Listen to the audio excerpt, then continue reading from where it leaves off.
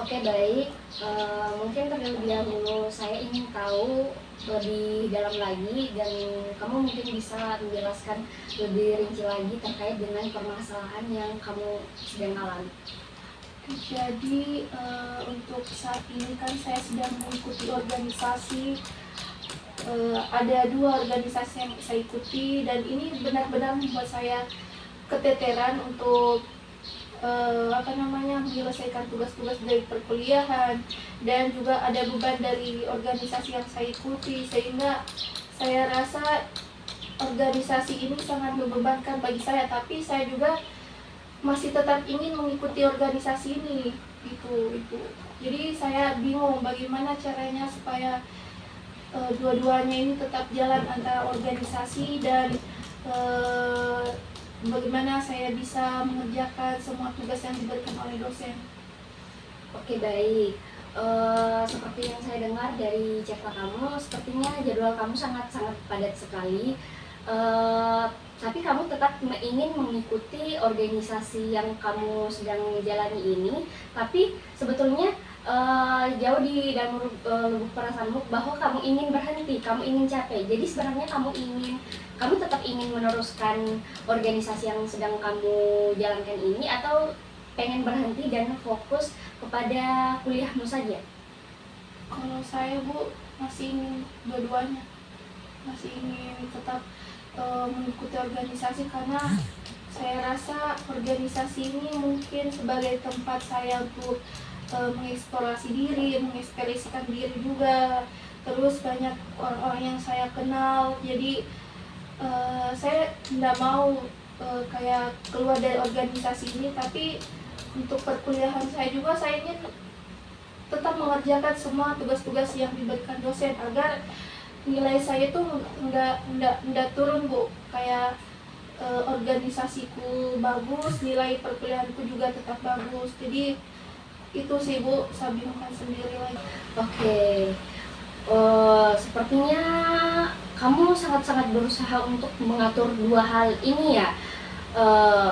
Ya, saya juga sangat merasakan bahwa apa yang kamu rasakan itu tidak mudah. Jadi kamu sendiri pasti sangat merasa berat, begitu ya?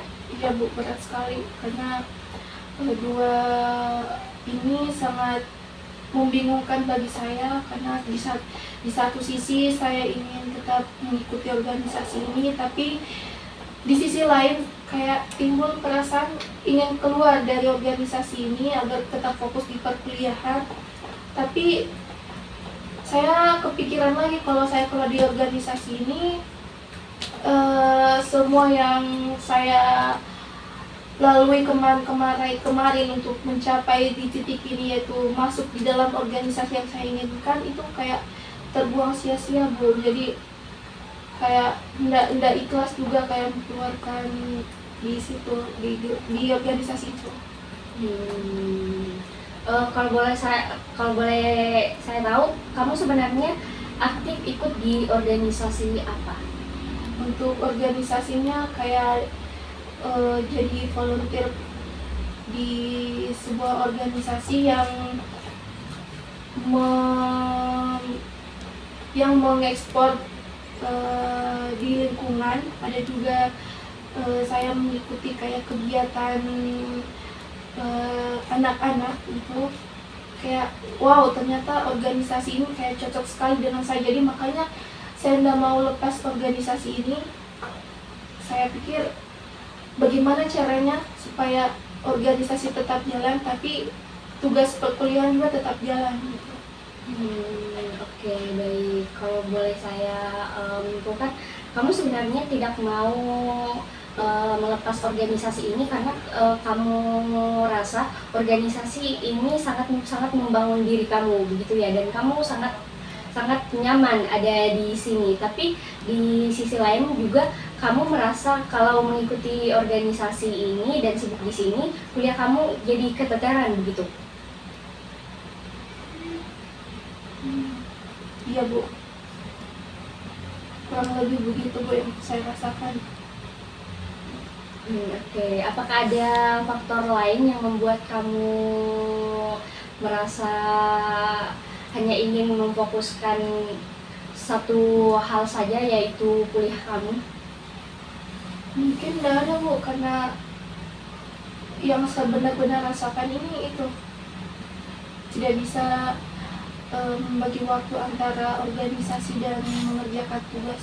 Biasanya kalau situasi kamu lagi seperti ini, kamu lagi merasa sedang hektik-hektiknya atau kegiatan kamu lagi padat-padatnya, perasaan apa yang sering kali pertama muncul yang kamu rasakan?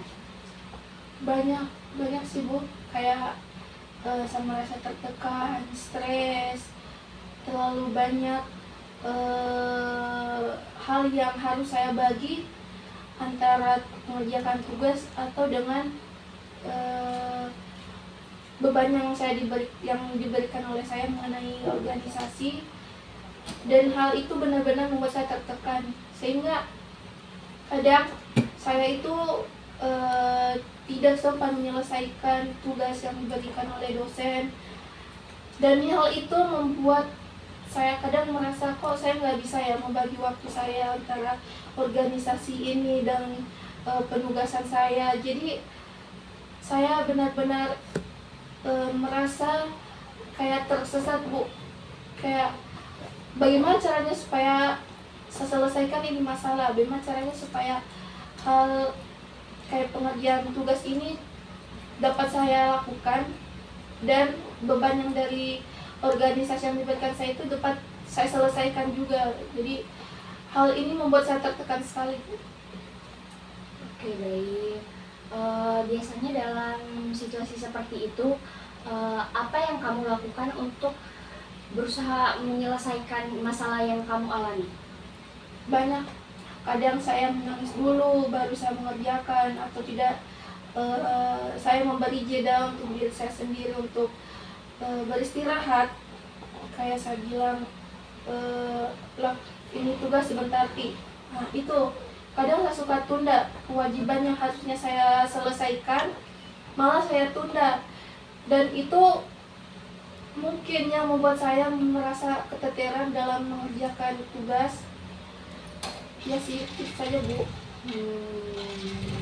Kalau boleh saya bilang, kamu sebenarnya sudah sangat-sangat berusaha untuk menyelesaikan apa yang jadi kewajiban kamu, tapi sebenarnya kamu belum menemui cara yang efektif untuk menyelesaikannya, begitu ya? Iya Bu. Jadi kamu seringkali merasa bahwa ketika dalam organisasi, kamu seringkali kehilangan kendali. Iya Bu, kayak ini saya tinggalkan kewajibanku untuk mengerjakan tugas, terus kayak saya lebih fokus ke satu, dan yang satunya lagi saya biarkan. Mungkin ini karena adanya tekanan dari pihak-pihak organisasi juga, terus deadline dari dosen, sehingga saya bingung mau mengerjakan yang mana dulu, karena itu ada tekanan dari dua ini, antara organisasi dan perkuliahan. Jadi saya bingung mau kerjakan yang mana dulu. Gitu ya. Kalau kebiasaan seperti ini terus berlanjut, menurutmu apa yang bisa terjadi ke depannya? Saya pikir mungkin ini akan membuat nilai saya jelek, benar-benar turun. Yang tadinya saya merasa bangga dengan mendapatkan IPK yang tinggi, terus karena adanya tekanan dari dua arah ini, yaitu organisasi dan perkuliahan, membuat nilai saya mungkin anjlok sekali, dan hal ini mungkin akan membuat kedua orang tua saya kecewa, membuat diri saya juga kecewa terhadap hasil dari yang saya lakukan, dan saya benar-benar ingin merubah semua ini Bu, karena kalau sampai ini berlanjut, itu nilai saya akan benar-benar anjlok sekali, dan itu membuat orang tua saya merasa kecewa, dan diri saya juga. Dan mungkin saya ingin dari organisasi ini dan perpilihan saya benar-benar seimbang, karena saya pikir dengan adanya organisasi yang bagus dan nilai yang bagus itu akan membuat diri saya merasa bangga, kedua orang tua saya juga. Terus saya akan dikenal saya akan dikenal di organisasi itu bahwa oh ternyata kamu ya yang ini. Saya ingin sekali begitu Bu, kayak saya ingin dikenal melalui jalur yang benar-benar real, dikenal di orang baru dalam lingkungan baru begitu. Kayak saya ingin keluar dari zona nyaman saya tentang organisasi. Saya ikut organisasi tapi tidak beraktivitas di situ sama sekali. Jadi kayak saya ingin seimbangkan antara perkuliahan saya organisasi dengan itu nilai akademis. Sebenarnya kamu itu sudah cukup sadar akan hal yang terjadi sama kamu ini. Itu sudah cukup bagus. Artinya kamu cukup peka terhadap apa yang terjadi sebenarnya di lingkungan kamu dan apa yang kamu rasakan. Bukan begitu? Iya Bu. Tapi saya rasa mungkin ada faktor lain juga Bu yang membuat saya merasa keteteran ini. Kalau boleh tahu apa itu? Itu yang pertama, antara kondisi rumah yang tidak benar-benar nyaman bagi saya, sehingga untuk mengerjakan tugas itu membuat saya merasa itu nanti-nanti aja. Jadi kayak tunda-tunda terus penugasanku, dan organisasi mungkin menjadi pelarian saya Bu, sehingga ini organisasi sedang mau lepas karena saya rasa organisasi ini benar-benar real rumah saya, sedangkan penugasan ini menjadi beban bagi saya karena saya merasa harapan orang tua saya itu ada di nilai akademik saya Bu. Mungkin itu yang saya rasakan, atau memang itu yang sudah saya rasakan sampai Lalu sekarang. Dan saya ingin rumah saya itu menjadi tempat pulang saya Bu, bukan organisasi. Saya ingin rumah saya ini menerima saya bagaimanapun dengan nilai yang saya berikan, yang saya peroleh di perkuliahan. Dan saya ingin kedua orang tua saya ini mendukung saya dalam mengikuti berbagai organisasi, karena pemikiran antara kedua orang tua saya dengan saya itu sangat-sangat berbeda Bu, dimana orang tua saya itu maunya saya fokus di perkuliahan, sedangkan saya maunya dua Bu, perkuliahan dan nilai akademik. Jadi saya bingung bagaimana orang tua saya ini benar-benar percaya sama saya bahwa saya bisa menjalankan dua kegiatan ini sekaligus. Gitu.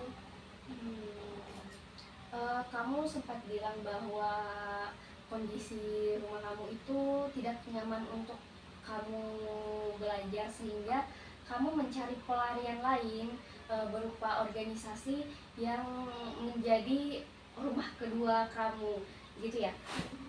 Kalau boleh saya tahu, kondisi yang tidak nyaman di rumah kamu itu seperti apa? Kalau boleh kamu menggambarkannya itu seperti apa?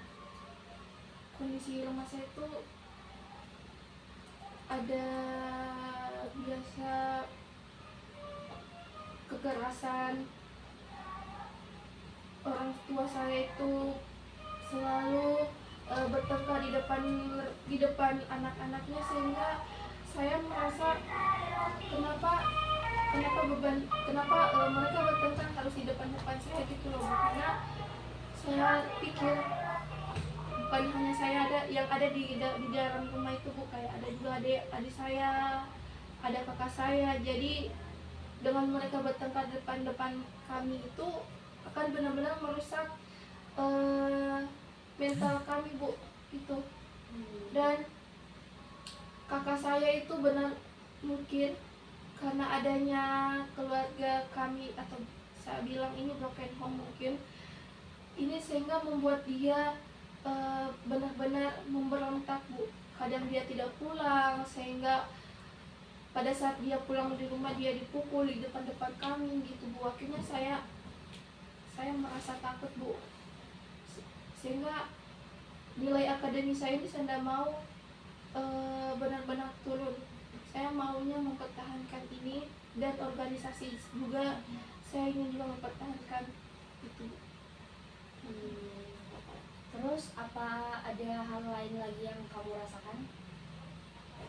Tidak ada sih Bu, lebih ke itu, sebelumnya saya merasa tertekan dalam rumah, stres, saya merasa sendiri juga, kayak hal yang saya ingin bicarakan sama orang tua itu kayak terpendam, tidak bisa saya ceritakan. Dan eh, saya butuh teman cerita Bu, untuk menceritakan apa yang saya rasakan untuk saat ini, dan itu belum saya benar-benar dapatkan sama orang lain maupun orang dalam rumah. Jadi saya benar-benar merasa sendiri, tidak bisa mencurahkan apa yang saya rasakan. Itu aja Bu. Hmm. Eh, jadi sebenarnya yang awalnya kamu merasa tidak nyaman di rumah karena berbagai hal dinamika yang tidak menyenangkan di sana, jadi kamu berusaha mencari kayak rumah kedua begitu berupa organisasi. Tetapi ketika masuk di organisasi, apa yang kamu ekspektasikan di awal ternyata tidak sesuai dengan realita yang terjadi. Malahan itu menjadi memperkeruh suasana karena kamu sibuk di organisasi, belum lagi kuliahmu, ditambah lingkungan rumahmu yang tidak mengenakan, seperti itu. Iya Bu, betul sekali. Lalu Saya ingin Ibu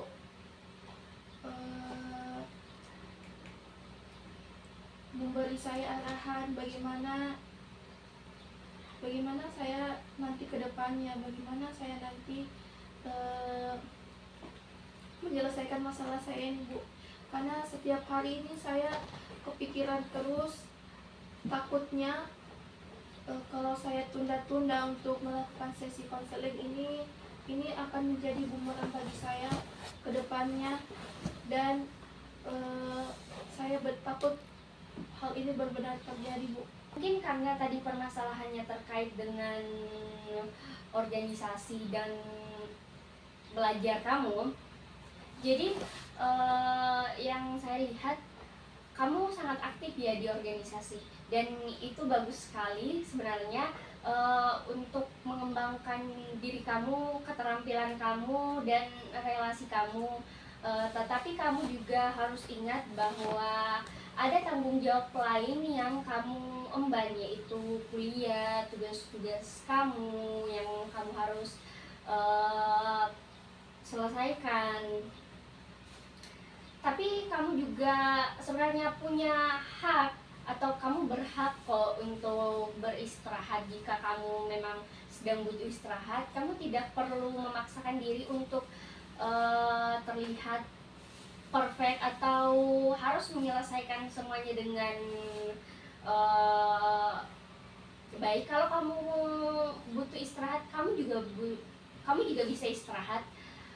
Seperti itu. Dan terkait dengan lingkungan rumah kamu yang kurang nyaman untuk belajar, mungkin kamu perlu bicara lebih dalam lagi kepada kedua orang tua kamu. Mungkin di sini saya lihat ada permasalahan yang sebenarnya kamu alami, namun kamu tidak pernah betul-betul untuk menyelesaikannya. Mungkin kamu bisa berkomunikasi kepada kedua orang tua kamu, mencari titik terangnya, karena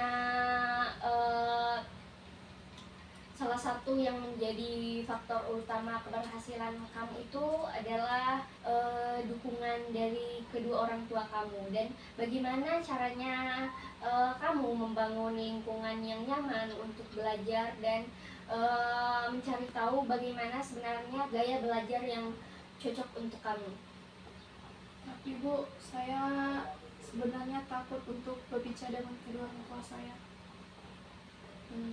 Kenapa bisa, kalau boleh saya tahu? Karena dari dulu tidak pernah berani, Bu. Nah, ini juga masih saya pikirkan, kenapa saya tidak bisa berbicara dengan mereka, kenapa saya bisa takut berbicara dengan mereka. Tapi yang paling saya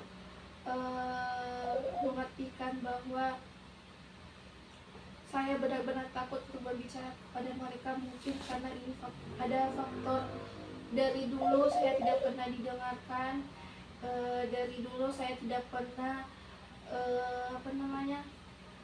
menceritakan apa yang saya alami, karena saya takut, Bu, kalau saya menceritakan itu semua apa yang saya rasakan, kedua orang tua saya akan mengatakan bahwa kamu seharusnya bisa, jangan lemah-lemah lah, jangan menangis lah, jangan mengeluh lah, Bu. Saya takut dijudge begitu sama orang tua saya, Bu.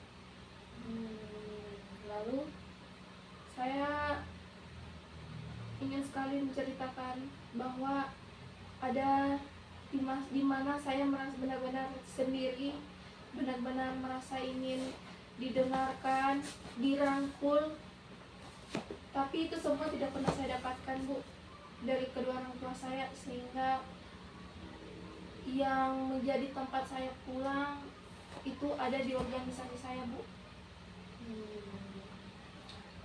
Jadi sebenarnya kamu tidak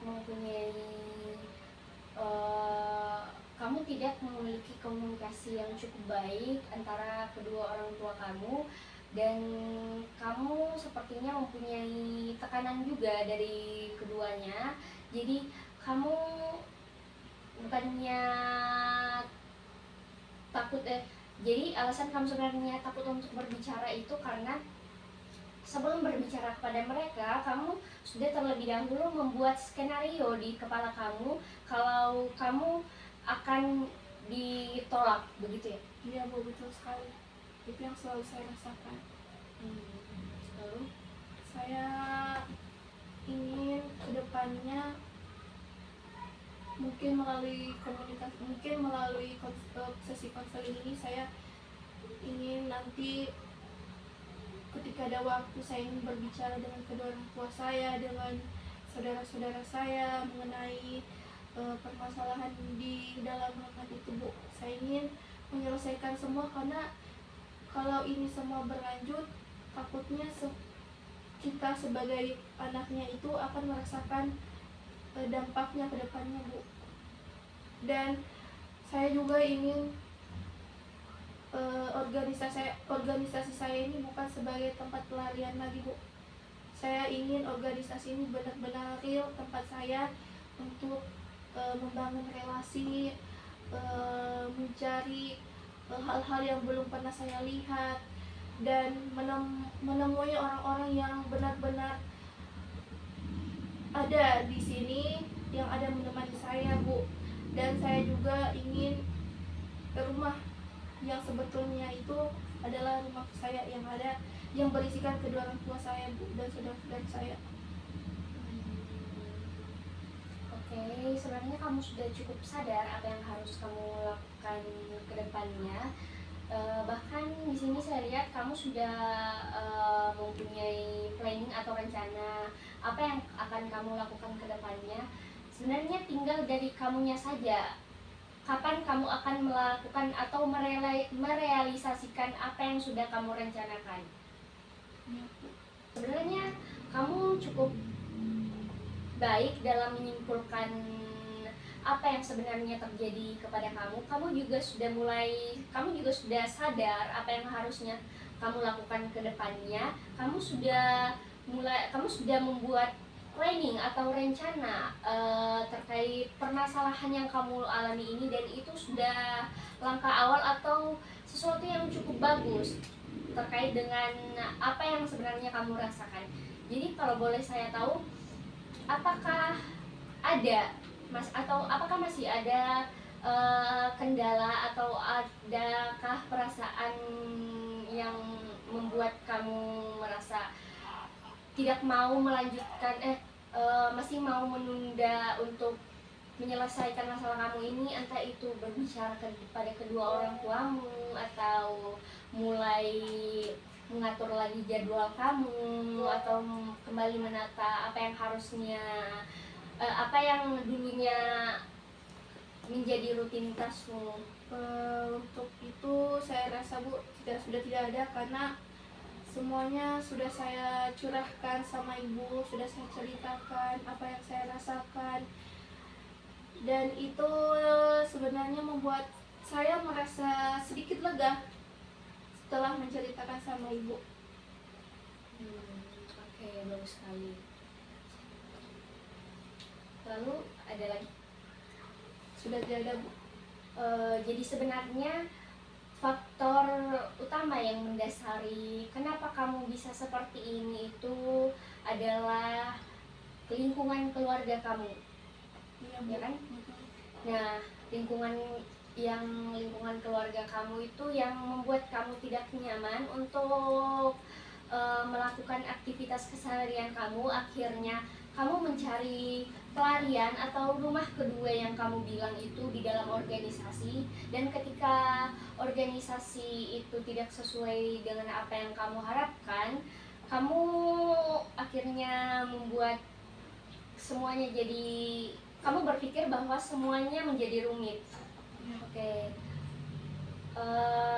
Jadi sebenarnya kamu mencari pelarian di luar berupa organisasi, yang sebenarnya ketika kamu memasuki organisasi itu kamu tidak cukup bisa mengatur waktu kamu di situ. Akhirnya kamu lalai akan tugas di organisasi, akan tugas di perkuliahan.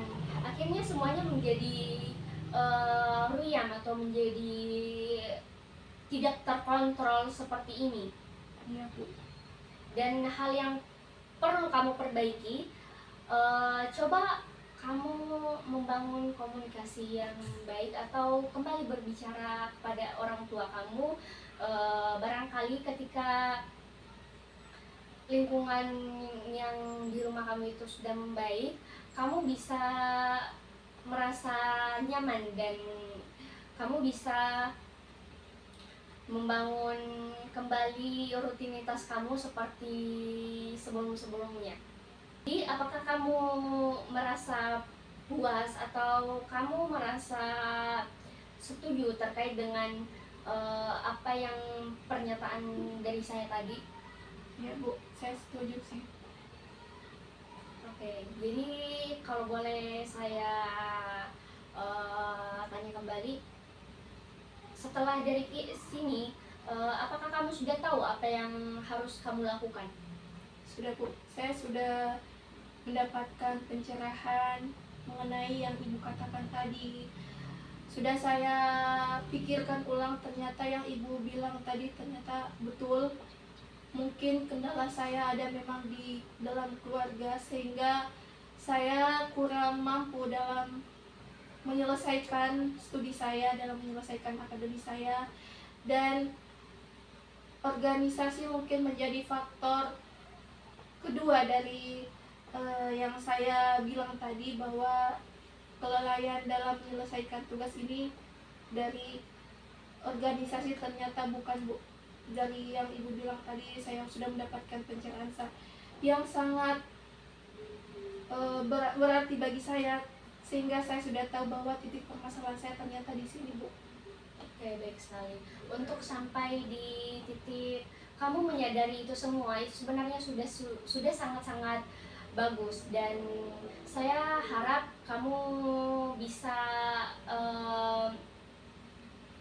mewujudkan atau kamu bisa menangani masalah kamu ini, karena kamu sudah menyadari apa yang sebenarnya harus diperbaiki. Jadi kamu sudah tahu kan apa yang harus kamu lakukan ke depannya? Iya Bu, saya sudah tahu. Oke, baik.